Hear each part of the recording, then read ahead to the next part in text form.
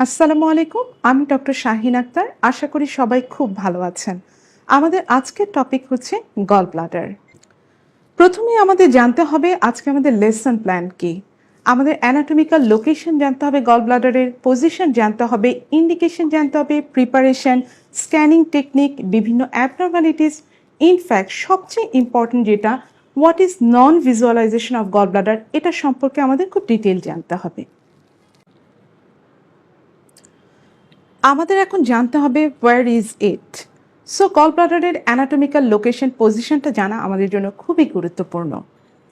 আমরা এই স্লাইডে দেখতে পাচ্ছি liver, gall bladder, pancreas, intestine, অনেক কিছুই। তার মধ্যে গ্রিন কালারের যে পিয়ার শেপড অর্গানটা আমরা দেখতে পাচ্ছি সেটাই গল ব্লাডার।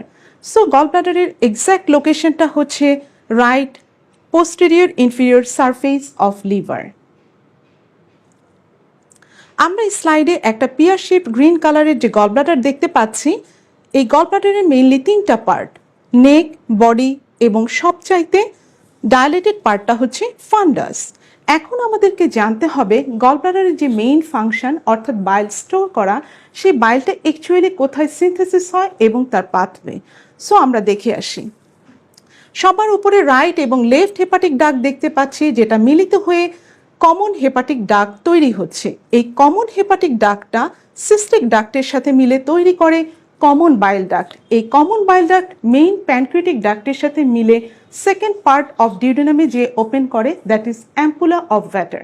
অর্থাৎ এই যে বাইলটা প্রডিউস হলো, কেউ যখন খাবার খায় একটা রিফ্লেক্স আসে, এই বাইলটা তখন সেকেন্ড পার্ট অফ ডিউডেনামে গিয়ে পৌঁছায় এবং সেটা খাদ্য কণাগুলোকে ব্রেকডাউন করে এবং অ্যাবজর্পশনে হেল্প করে।